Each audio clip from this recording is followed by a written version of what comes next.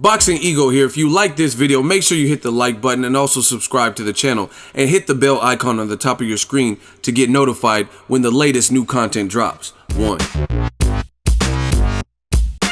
Skilled undefeated Cuban Guillermo El Chacao Rigondeaux comments on Crawford versus Indongo. Also explains why Conor McGregor is already a winner fighting Floyd Mayweather.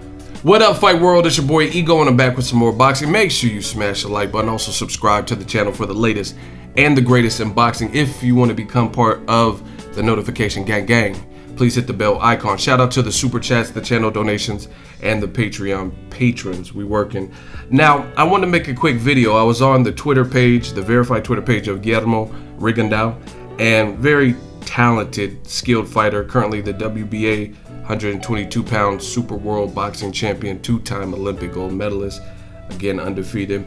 And he brought up an interesting point, so I thought it was worthy of a quick video. He tweeted this out. He says, "Can't understand you people." And then he tagged, "Conor McGregor is already a winner. He is fighting TBE on his first ever pro debut fight. Hashtag MayMcGregor." So I thought that was actually a very good point. And it had me thinking a little bit. If you think about it, he's kind of right, because the way I look at it is like this. Most people are going expecting Floyd to dominate Conor McGregor and giving him very little chance. Now, don't get me wrong. Conor has a mouthpiece, so Conor's army, or whatever you want to call it, there's a lot of fans that he's engaged and made them believe that he's going to, I bounce heads off canvases and his head is too small. So there's a lot of people who don't necessarily even respect the sport and the art of boxing that I've seen that are picking Conor McGregor. I really haven't seen people that are more boxing fans than they are MMA fans picking Conor McGregor to beat Floyd Mayweather and then intelligently explaining. But Rigondeaux brings up a very good point, is if you think about it, Conor McGregor, he already is a winner because it's a built-in scapegoat. If he loses to Floyd, they're like, oh, he lost to Floyd. But he has a pocket full of cash, more money than he'll make with anybody else in the UFC or really anybody else in boxing. And if you lose, I mean, the worst case scenario is if he gets stopped by Floyd. You know what I mean? Because just taking blunt force trauma and damage is not good for any fighter. But that's the worst case scenario. But on the bright side, he'll have a lot of money from promoting this fight and the Paulie Malignaggi sparrings, yada, yada, yada, right? If he wins, of course, that's a given. You know what I mean? If he beats Floyd or knocks Floyd out, then his superstar really grows, because nobody in boxing in 49 fights has been able to do that. So, I mean, that's a given. If he were to defeat Floyd, then, you know what I mean, his star power is going to grow crazy, because he came over to a sport that was more foreign to him than the UFC. And then if he beats him, you know what I mean, he's the man. Or the third option would be is if he just does better than people expect, kind of like a Chino Maidana, Sean Porter versus Keith Thurman. Even though you lose the fight, you gain fans because people like your attempt. When you fight like Chavez Jr. versus Canelo, that's where you know what I mean, you lose the adoration of the fans. They're like, really? You talked all this shit, said you're gonna knock Canelo out, and that's the performance you give? But Sean Porter versus Keith Thurman, very valiant. Some people had him winning. Same thing with the Tenna fight, War Kovalev. You know what I mean? No matter, even though Kovalev lost, he didn't really lose in the first fight. He didn't really lose fans because some people thought he won. And either way, it was a very tough fight for Andre Ward. So that's the third option. If Conor McGregor just does better, or like rocks Floyd, knocks him down, and then goes to lose on the cards, something like that. So I think Rigondeaux's kind of right. You know what I mean? Either way, people are going to make excuses because, oh, this wasn't a street fight if Floyd beats him. And obviously the best case scenario is if he beats Floyd, knocks him out or something, then that's huge bragging rights. Like, look, I did what 49 of y'all in boxing couldn't do, and this is not even my first sport. So I thought that was interesting. Rigondeaux also looks forward to Crawford and Indongo. He says, looking forward to Crawford and Indongo this Saturday. Terrence Crawford is going to be victorious. Watch and learn, people, pound for pound. And I really like this, man. I like how real recognizes real, skill recognizes skill. That's the best way I could put it. And that's just the way the game goes. A lot of people who don't have any ties to the industry other than just being a fan or a person commenting on YouTube. They have all this crazy stuff. Oh, Rigondeaux, he sucks, he's boring, and he pushed me to sleep before bed, and all this stupid shit.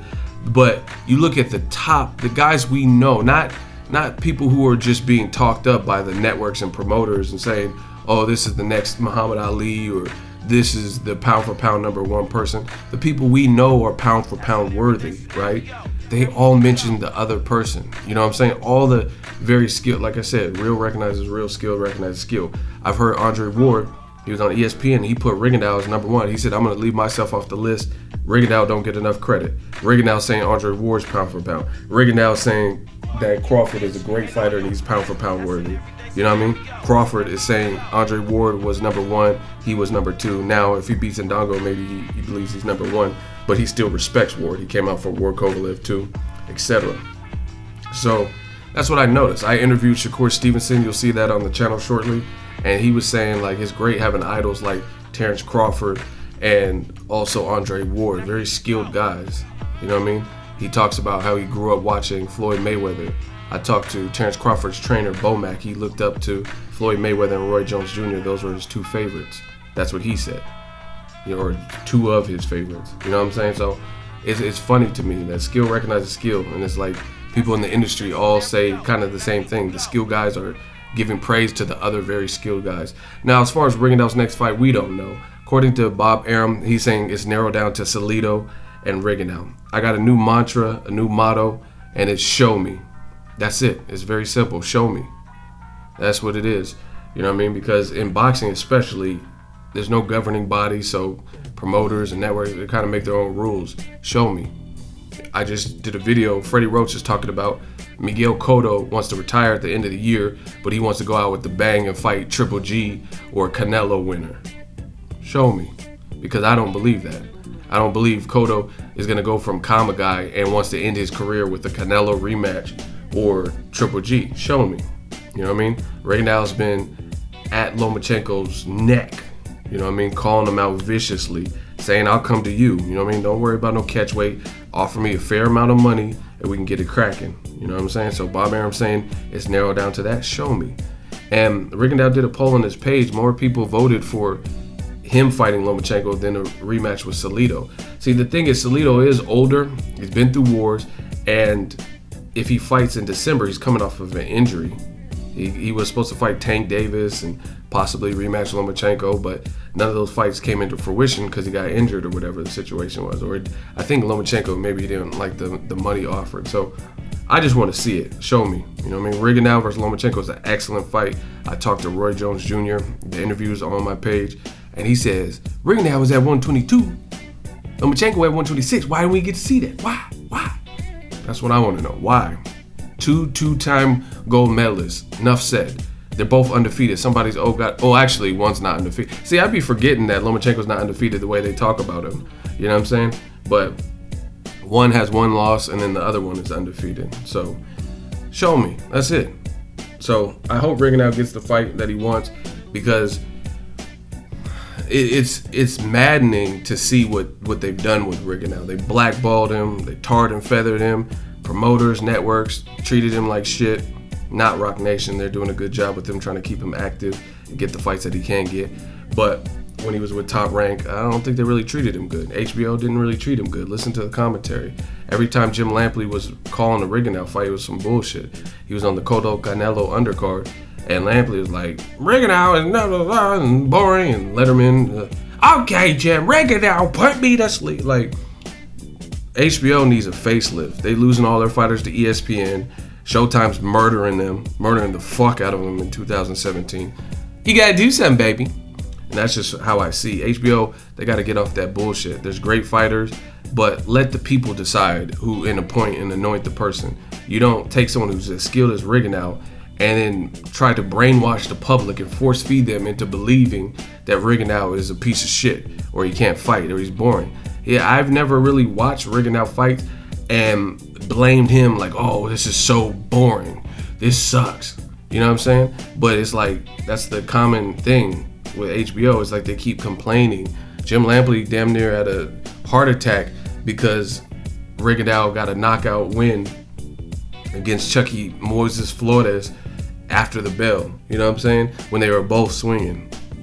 So it's like, we gotta overturn that. Bang, bang. Like, why are you so angry? Like you, the trainer of Moises Flores. It's just crazy what they do to Rigondeaux, man. And what makes it worse, like Tupac said, to make that even more fucked up. I think Snoop said it on the Tupac album. And to make that even more fucked up is what they do with Rigondeaux is this. They know he's been avoided by Scott Quigg, Carl Frampton, Nonito Donaire in a rematch, but props to Donaire because he at least fought him once. Leo Santa Cruz, right? A ton of guys didn't want no smoke with Rigondeaux, and the world knows that because it's been highly publicized. Carl Frampton fought Scott Quigg, broke his jaw, beat him in a big fight, and the winner of that fight was supposed to fight Rigondeaux. And guess what? Frampton all of a sudden can't make weight no more, and he's like, I'm leaving the division. Leo Santa Cruz left the division. Abnemades left the division. You know what I'm saying? This is like, come on. I think Rigondeaux beat Abnemades in the amateurs, if I'm not mistaken, too. So it's just like, the world knows that. The world knows that he's been avoided, and some of these dumbass fans will still try to blame Rigondeaux. He hasn't had a big win since Nonito Donaire in 2013. You can't do that because nobody's trying to see him. Now, Adonis Stevenson, for example, he's different. He hasn't had that marquee, exciting, explosive win. I mean, he's had good wins, but not like the Chad Dawson win. But that's really something to do with him and his team and his management, because there's plenty of guys he could have fought that would have gave him that. He could have fought Ward, he could have fought Kovalev by now. You know what I'm saying? Ward was in a different division, moved up, had 2 tune-up fights, and then has already fought Kovalev twice. Meanwhile, Adonis hasn't fought Kovalev once and hasn't fought anybody who was ranked as highly as Chad Dawson since Chad Dawson. So that's different. Rigondeaux's not in that boat. He's openly called out these guys. He's openly called people duckers and had undefeated performances. Even if he gets dropped, he gets back up. So it's a completely different ball game what they do to Rigondeaux, because it's not like he's not even being given the opportunities. Adonis had opportunities to fight some better names. You know what I mean? He could have fought even a better Biev or Sullivan Barrera by now, but he hasn't fought those guys. Joe Smith Jr., after he knocked out Bernard Hopkins, tried to make that fight, but then the fight fell apart. Then he was supposed to fight Shani Monahan, then it fell apart. That's not the thing with Rigondeaux. If you don't lowball him and you pay him what he's worth, then it shouldn't be a problem. You know what I mean? He got about $750,000 to fight Donaire when he fought him. So if Lomachenko is being praised as the next Muhammad Ali, why can't he get next Muhammad Ali money? And the thing is, they both have, Rigondeaux has more fights. They both have 2 Olympic gold medals. So it's not like Lomachenko can say, hey, I bring this to the table. My resume is killing yours, and I'm a 2-time Olympic gold medalist. Because guess what? Rigondeaux is a 2-time Olympic gold medalist as well. So he can't, like a Jason Sosa, that's something he never achieved. That's an accolade he doesn't have because he barely had an amateur career. So he can kind of hold that over someone like that's head. He can't do that versus Rigondeaux because they have a lot of the same things. They're both southpaw. They both have 2 gold medals. They're both skilled. They both have very solid wins. You know what I mean? Like Donaire and a very solid win, Gary Russell. You know what I'm saying? So it is what it is. They both have amateur experience. So you can't do that. You can't power play Rigondeaux like that. Offer him something fair. I hope it goes down. Show me. Let me know your thoughts. Drop your thoughts in the comment section. Make sure you smash the like button. Also, subscribe. As always, hate, comment, and subscribe. Till next video is Ego, signing off. So if you enjoyed this video and want more content like this on the channel, you can show your appreciation by going to the PayPal donate button or the YouTube support button, and you can donate any amount that you feel is equivalent to the value of this video. Much more to come. Thank you guys for your support. Boxingego, the future of boxing.